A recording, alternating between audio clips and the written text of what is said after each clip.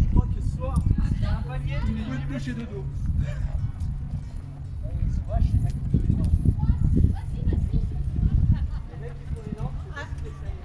Bah non, c'est sûr que non.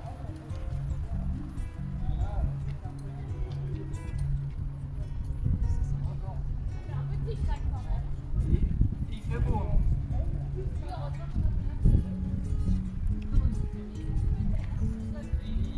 Ah ouais, c'est joli.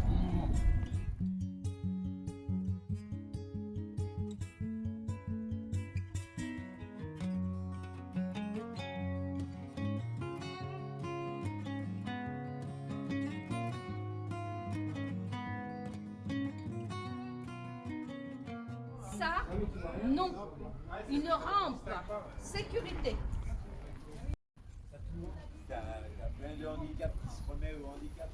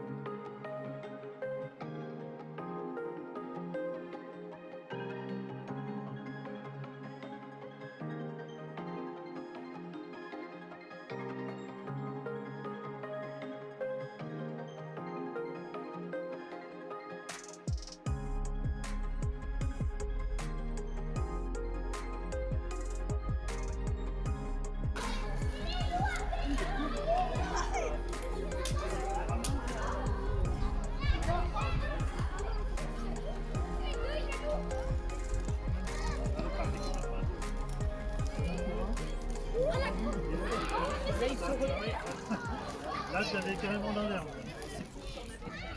On me rassure, il ne marche pas droit. Des choses de couleur.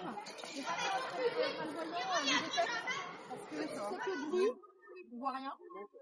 Donc il faut toujours des choses très tranchées et bien baliser tous les formes. Ça c'est hyper important.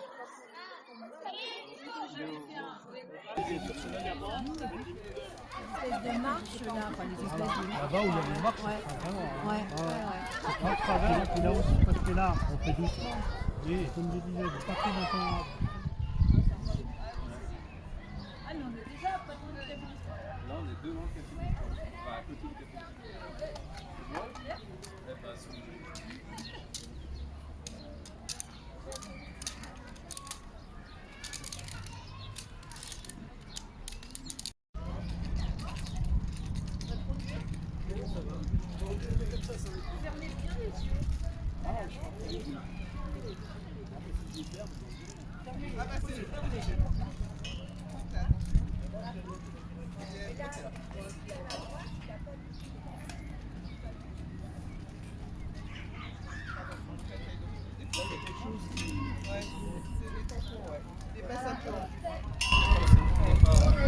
La bière, c'est parce que le premier, c'est alors là, vous, c'est quoi la fonction de la potelaire? Pourquoi on met des potelets?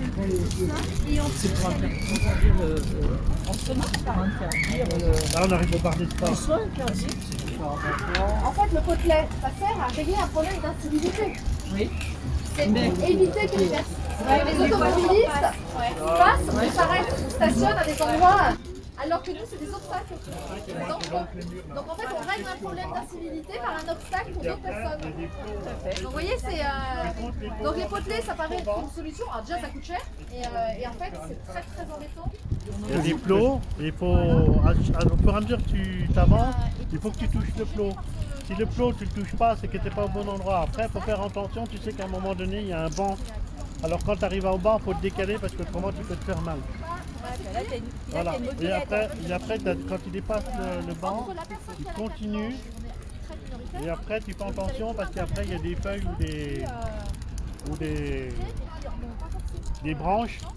Et puis il faut te décaler pour traverser en face. Mais il faut écouter les voitures qui s'arrêtent pour traverser celle de l'âne. Ça, c'est parasol. Donc après, il faut faire le tour. Ah bah non, c'est pas évident. Voilà, t'entends les voitures. Donc tant que tu sens pas les petits plots sortis, bosse, tu peux y aller. Quand tu sens les petits bosses, tu devrais arrêter. Et là, c'est... Ouais, là, voilà. Donc là, tu arrives au passage. Bon, les voitures sont arrêtées. Hein. Parce que l'arceau il est un peu chaud, mais c'est un peu plus rapide de l'autre qui s'arrête pas. Ils sont arrêtés. Là, c'est bon, les petites bordures. Là, tu sens les plots accidentés, donc tu as fini. J'avais une personne. Ouais, c'est exactement ce que j'ai dit. Je fais pas du tout. Ouais, c'est mais justement, les parcours, est-ce qu'il faudrait les noter après ou je sais pas. Oui, mais est-ce qu'ils sont répertoriés? Oui, répertoriés, mais affichés, c'est-à-dire la personne qui est déficiente. Ah ouais, savoir où passer en fait.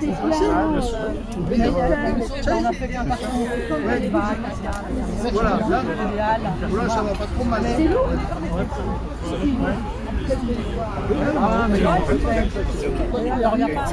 Je pense qu'on a tout fait quand on aménage.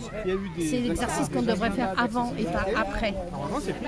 Parce qu'il n'y a rien qui va. Même les tout petits tordus, c'est rien. Il faut rien, il faut du lisse. Il faut inverser. Il faut revoir notre politique. Nos politiques, parce que ce n'est pas que les nôtres, celle de l'État, d'aménagement. Et c'est vrai que là, c'est trop compliqué. C'est obligatoire. Après, est-ce que vous avez essayé? Alors moi j'ai essayé en malvoyant, d'abord en tant qu'accompagnatrice et puis après donc avec la canne et les yeux bandés. Oui effectivement, on met beaucoup plus de temps à se déplacer. On ne peut pas se déplacer aussi rapidement et puis quand il y a des petits obstacles c'est pas trop grave, mais quand il y a des trous comme les escaliers, les gros escaliers dans la rue des écoles, là on se dit oui, c'est quand même dangereux, c'est pas évident. Et vous avez essayé la rue Montplat? Alors la rue Montplat j'étais accompagnatrice, c'était mon collègue à côté qui était en malvoyant. Oh, mais la rue Montplat, oui il y a les plots, mais c'est moins dangereux qu'un trou, qu'un escalier. Eh ben, c'était un parcours qui permet de voir les difficultés du quotidien pour les gens qui sont en fauteuil. On ne se rend pas compte, même les passages qui ont été faits récemment, avec des petites marches d'1 centimètre, s'il n'y a personne pour nous aider, on n'arrive même pas à passer. C'est vraiment impressionnant et il y a encore beaucoup de boulot pour que tout soit accessible. C'est une belle manifestation, une belle organisation, une organisation qui devrait se faire plus souvent, je pense aussi. Mais connaître la difficulté des autres, ça c'est vraiment important. On a vu quelques problématiques. Ces problématiques, il faudra les résoudre. Les résoudre rapidement, point par point. Bien sûr qu'on ne pourra pas tout résoudre demain, mais je pense que toutes ces petites problématiques, il faudra les régler rapidement. Donc par exemple, qu'est-ce que vous avez constaté? On a vu vers la maison France Service des bateaux pour que le fauteuil puisse monter, qui était un petit peu trop haut. Il y a 2 bordures à enlever et à repositionner. Alors, rien de très compliqué, ça peut se faire très rapidement. La ville de Rumilly a fait d'énormes progrès depuis des années en termes d'accessibilité. Je rappelle que la loi elle date de 2005 et à partir de 2015, il y a eu les agendas programmés sur l'accessibilité, que les lieux publics aussi. Et il reste encore beaucoup de travail. Je crois que c'est 50 bâtiments rumilliens qui doivent être accessibles. Aujourd'hui, il n'y en a que 25 d'accessibles qui ont reçu le terme d'accessibilité. Donc il y a encore beaucoup de travail, il y a encore beaucoup d'investissements. Tout ceci est lié bien sûr aux finances de la ville aussi. Mais je pense qu'il faut commencer par des petits travaux comme on a pu voir en se déplaçant au bas de la ville. Et puis aussi faire remarquer aux gens que depuis quelques années, beaucoup de travaux ont été réalisés à ce sujet. Des lignes budgétaires le sont aussi chaque année. Et continuons comme ça, continuons cette expérience. Bravo aux organisateurs. C'est pas facile à organiser, mais c'est vraiment génial. Et puis pour parler d'accessibilité plus large, je vous rappelle qu'aussi tous les commerces, tous ces établissements recevant du public doivent aussi être accessibles. Ça peut passer par une simple sonnette installée sur la porte d'entrée du magasin, de la boulangerie, de la boucherie. Une simple sonnette pour que l'exploitant de cet établissement puisse venir chercher et donner un coup de main à la personne qui souhaite faire ses courses dans le commerce rumillien. Des impressions. Qu'est-ce que vous avez expérimenté? Quelles impressions? En fauteuil, expérimentation en fauteuil, donc c'est pas évident. On sent la force que les gens doivent déployer quand même pour faire tourner le fauteuil. C'est pas simple quand même. Il faut quand même avoir un certain nombre d'heures d'apprentissage, je pense. Et non, là on a vu quelques endroits quand même qui mériteraient révision. Les gens puissent passer sans ni faire marche arrière, ni se faire aider, qu'ils puissent être en toute autonomie en fait et passer partout. Alors par exemple? On a repéré un petit endroit où il y a un petit muret dangereux si on passe la nuit, puisque le fauteuil peut basculer. Ça mériterait d'avoir une barrière en fait pour délimiter l'entrée de l'école de musique notamment. Je crois que c'est l'école de musique, il me semble. Il y a certains endroits un peu plus au fond là-bas où un léger trottoir de rien du tout pour nous en fait valide pose problème à une personne seule qui pousse le fauteuil. Après dans les petits cailloux ça passe, mais quand même il faut déployer un peu de force. D'accord. D'autres commentaires? D'autres commentaires? Non, voilà, c'est formateur et se mettre à la place de la personne non valide, il faut le faire. Voilà, il faut tester l'expérience pour voir ce que les gens vivent. Et voilà, parfois on peut râler nous sur certaines choses qui vont pas, mais ils ont de quoi voilà, se manifester et dire il faut faire quelque chose pour les aider en fait. Voilà, qu'ils puissent circuler de partout et en toute sécurité. Et vous pensez que cette expérience vaut la peine d'être refaite tout à fait, prochaine année, peut-être à un autre endroit? Sur d'autres endroits de la ville, oui, bien sûr, parce que je pense qu'il y a notamment un petit peu à l'extérieur de la ville également des endroits qui sont à visiter en tout cas et à tester nous-mêmes sur les fauteuils et aussi en état de cécité. Merci beaucoup. Mais de rien.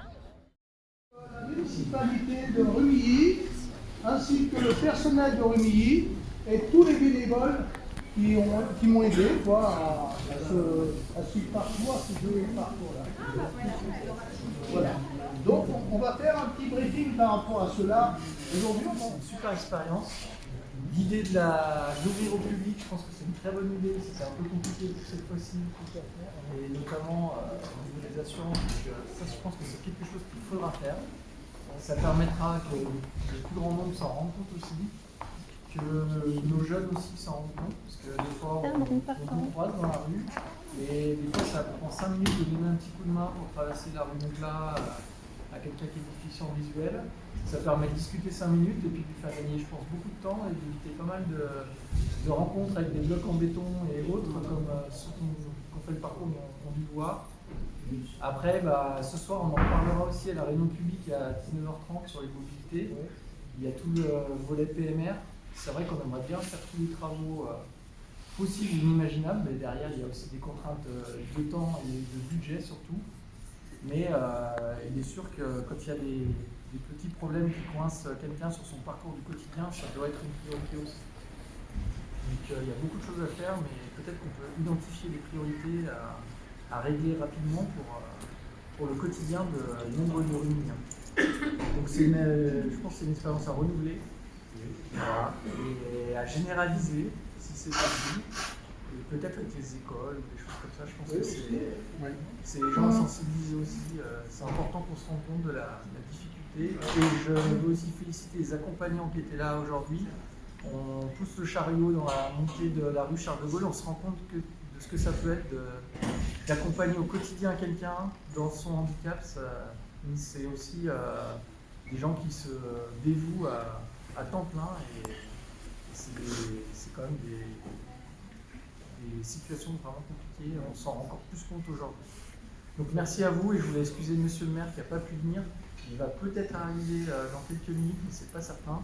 Il a été retenu par une autre réunion, mais sinon il aurait été volontiers. Mais je pense que les élus là sont les porte-parole du maire quand même. Tout à fait. Hein, je l'espère. Oui, oui. Hein, d'accord. Mais il aurait bien aimé être avec nous. Oui, aussi. je pense. Voilà. Je l'ai rencontré dimanche.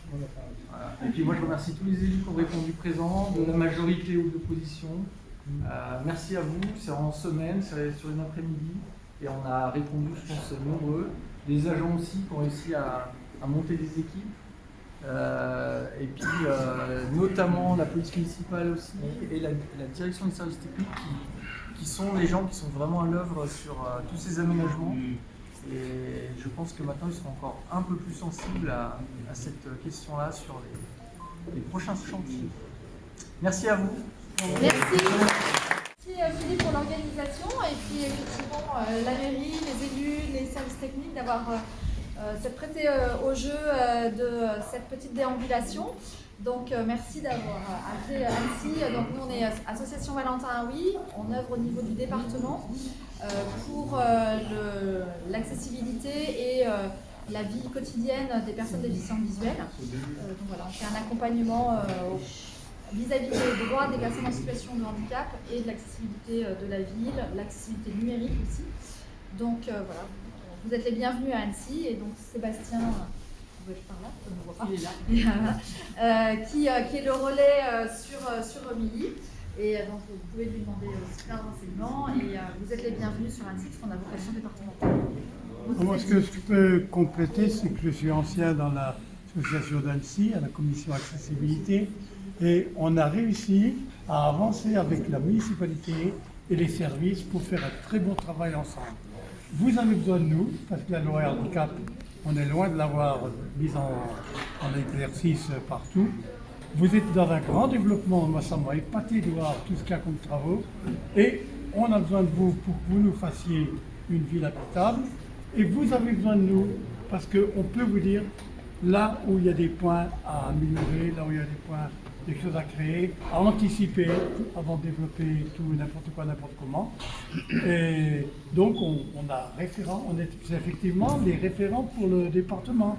Alors vous pouvez effectivement, comme a dit Yann, nous demander éventuellement des moments, des aides pour comprendre comment organiser telle chose. Et puis on a la chance, comme a dit Yann, d'avoir Sébastien qui est là, qui est concerné par le handicap visuel. Et on va essayer de construire quelque chose de vivable pour tous. Voilà.